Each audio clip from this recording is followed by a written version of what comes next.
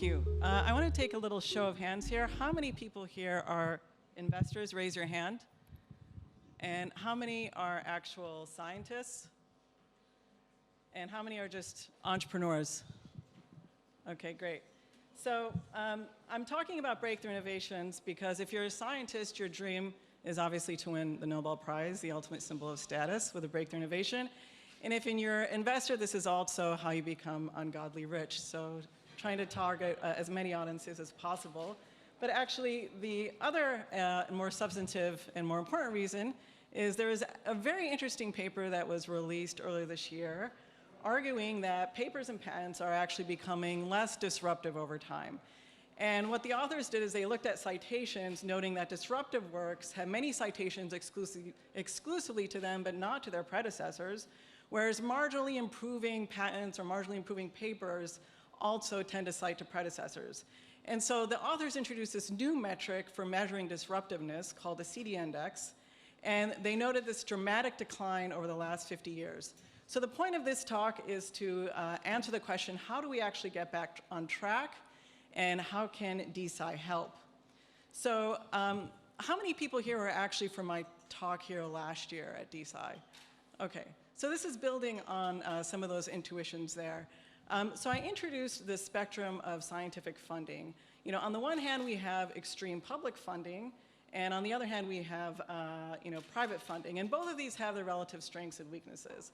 So public funding, for example, is vulnerable to politicization, to capture, even to underfunding, but has a virtue of being more long-term with some notable successes like Internet, ARPANET, Manhattan Project, and the space race.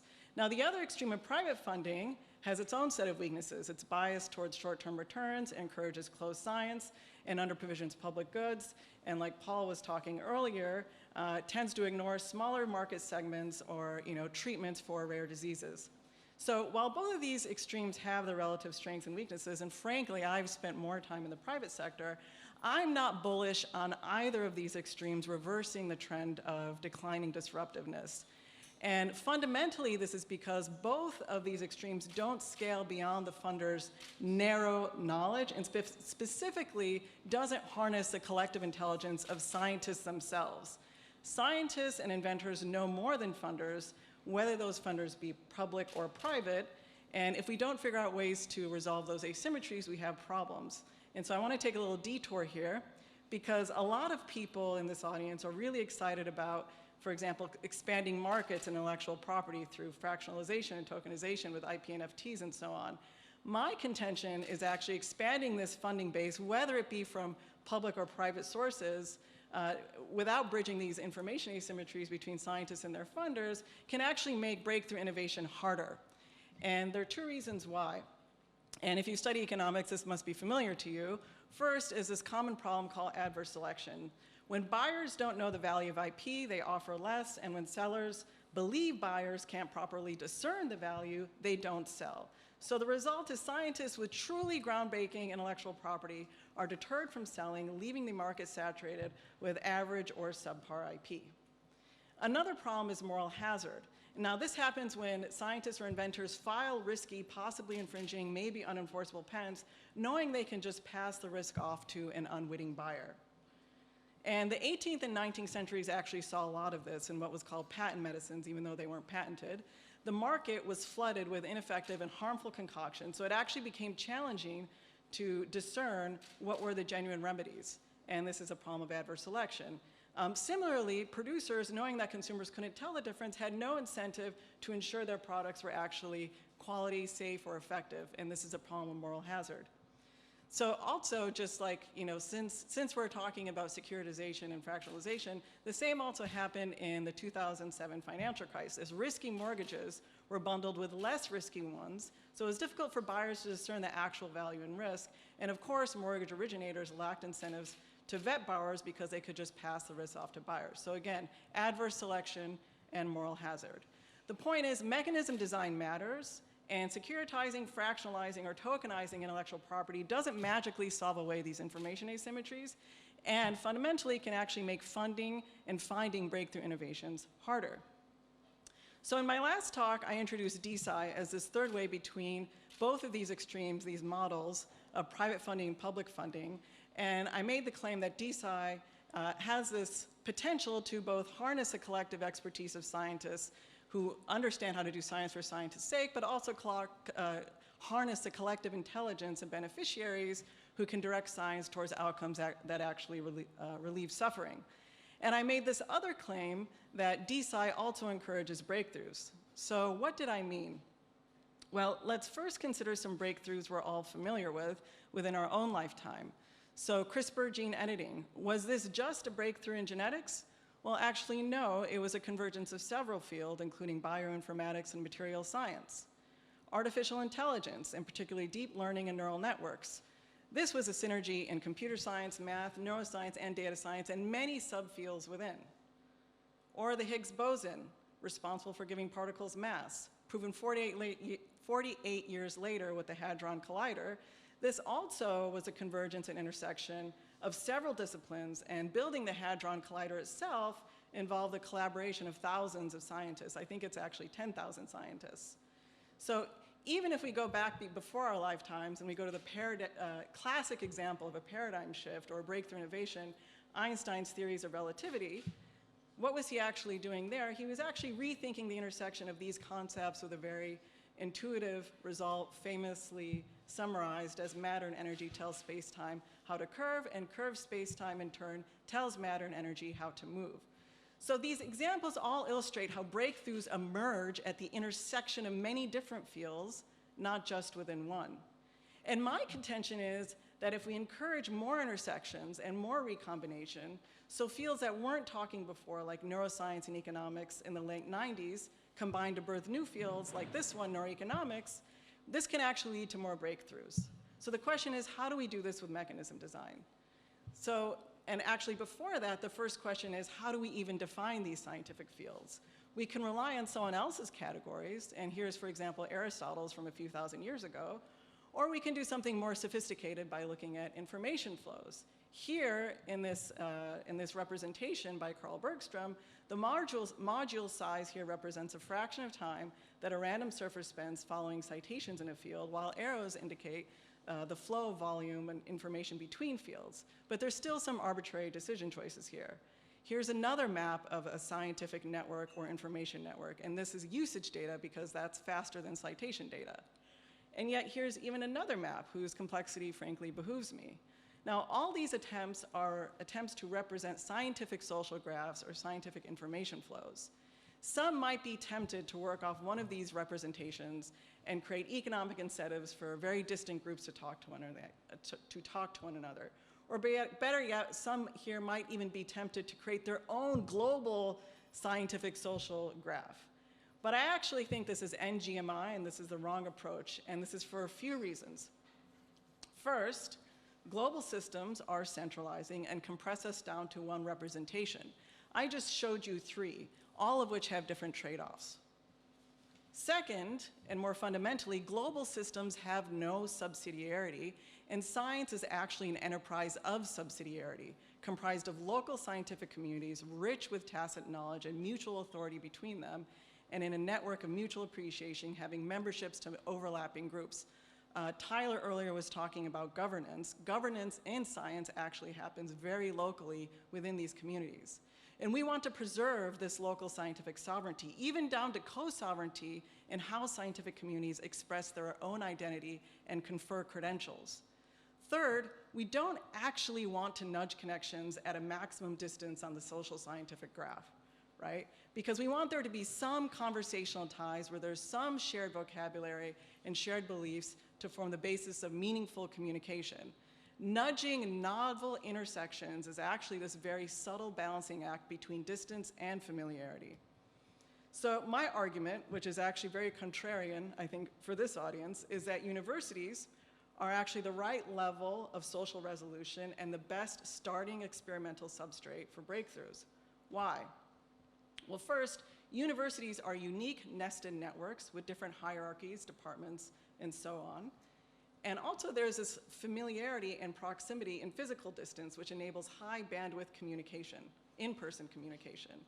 And an outcome of this is there's also massive amount of petty rivalry between departments, within universities, and between universities. And this is actually to our advantage here, and I'll explain why. And as I said before, universities are already receiving funding from all these other actors, but in very inefficient ways. And now, this is precisely all these reasons I just listed for universities being the starting substrate is all the reasons why a lot of people have been motivated to actually leave and join DeSci. So I know this is like very controversial and contrarian, but there's one method of disrupting from the outside in, but there's also another massive opportunity from moving inside out, which is what I'm trying to explain. So let's talk about this mechanism in breakthrough innovation. And I'm going to lay out 10 steps, simple steps. Step 1, pick any research university. Step 2, get a bag of money from one of these public or private resources. Public funding today with NIH and NSF is $40 billion alone. Private philanthropy is around the same amount. There's plenty of money. Step 3, give every academic an account with non-transferable attributes inherent to their system. So every university has some system of departments and sub-departments, and everybody has a position, whether it's a chair, prof, or postdoc. Everybody's already signed up to that system of identity and credentialing, so adopt it. Step 4, apportion Zelda hearts, because we all like games. The higher up the ladder, the more hearts you get, the lower, the fewer. Postdocs, if there are any in the room, please do not walk out yet. Keep listening. This will change. Step 5, anyone who wants some of this money inputs their proposals into a research forum. And since it's the same university, people can attach supporting articles without any copyright issues. There can be some Q&A, and there can even be some deliberation. And I won't go into details around this, but there's really interesting ways to enhance deliberation with tools like Polis. Step 6, everyone gives their hearts away across different proposals. The more you care, the more hearts you give. Step 7, and then here's where the pain comes in, your hearts get square rooted. Why? Because we want to price influence, where the next heart spent gives more influence, but just not as much as the first hearts. Now, what does this do? This actually makes hearts work a little bit more like money.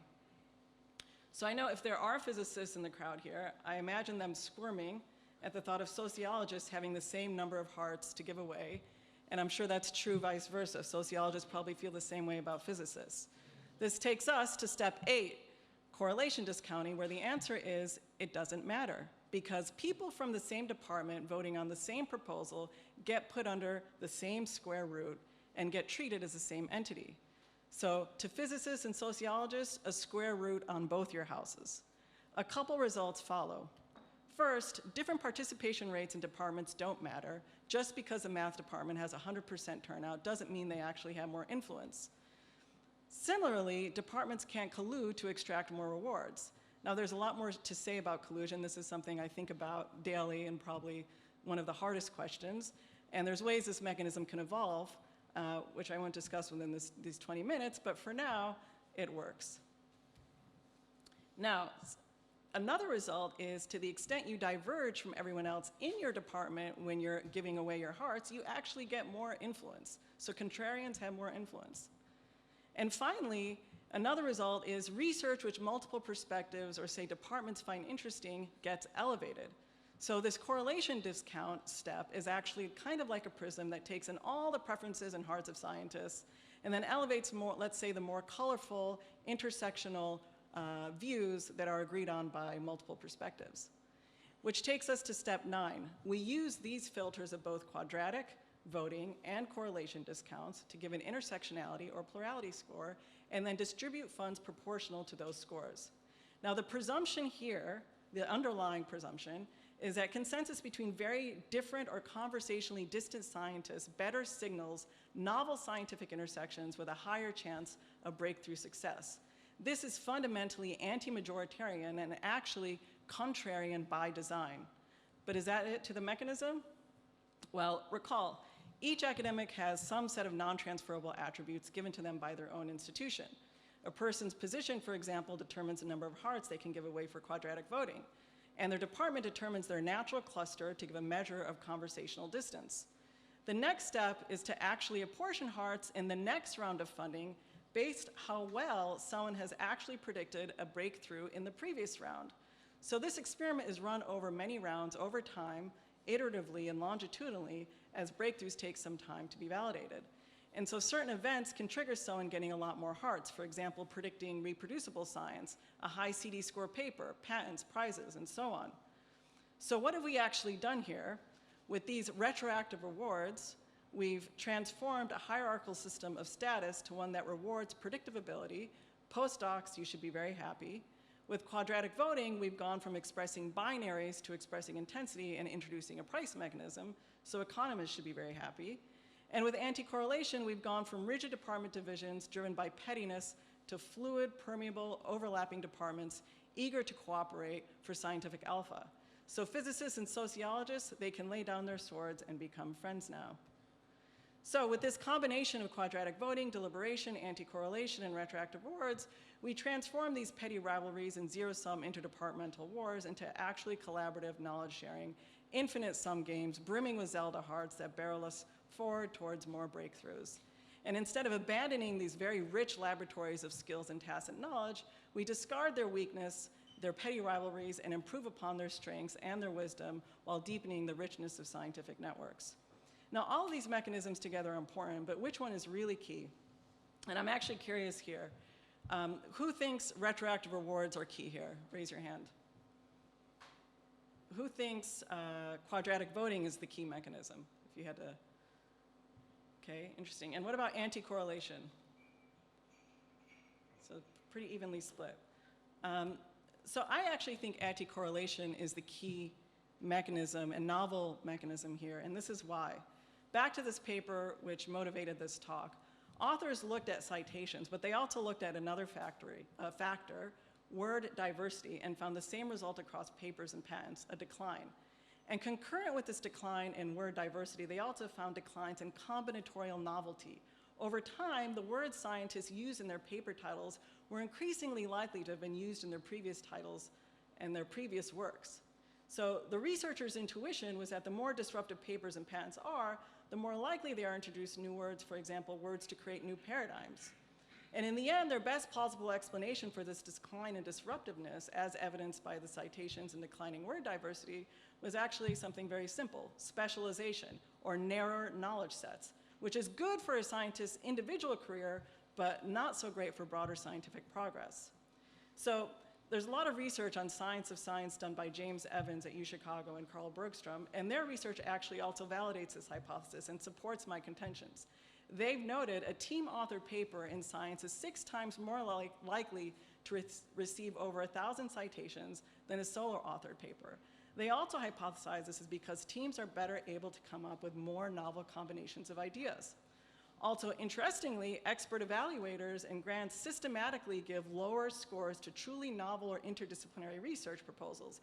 Yet it's precisely these intersectional papers and proposals that are twice as likely to receive high citations. Similarly, my contention is a key to challenging our existing paradigms, challenging and redefining the boundaries of our scientific conversational communities. And this is exactly what anti-correlation mechanisms do. They elevate conversations across academic distance, but conversations which scientists themselves see promising, so harnessing their expertise. And this expands vocabularies, forces confrontations with different paradigms, increasing, in the language of Thomas Kuhn, anomalies and incommensurability. And it's precisely when we have to reconcile these different views and expand our knowledge base, we make these paradigm shifts. So I'll close with this one, just 2 more minutes. I'll close with this one reflection on history. Before the 19th century, electricity and magnetism were thought of as entirely distinct forces acting in different ways, causing static charge and lightning on the one hand and moving needles on a compass on the other. Maxwell saw these phenomena and recognized them actually as different observable aspects of the same phenomena, where magnetism is just electricity in motion. And light also was an electromagnetic field, a combination of oscillating electric and magnetic fields that move through space. Fast forward, years later, thinking about light, Einstein noted this inconsistency between Maxwell's equations, which always predicted light to move at a constant speed, and the classical principle of relativity, which says laws of physics should look the same for all inertial observers. Reconciling and bridging these two postulates and not discarding them, he actually came up with special relativity, and then later general relativity. So breakthroughs require challenging our conceptual boundaries, and to do that requires challenging principles we take for granted, finding ways to reconcile them with other principles, or discarding them for better principles and paradigms that have more predictive and explanatory power for the phenomena we observe. Intersectional science increases anomalies and incommensurability, and this is good because it leads to unintuitive, unpredictable, and fun outcomes like this. Thank you.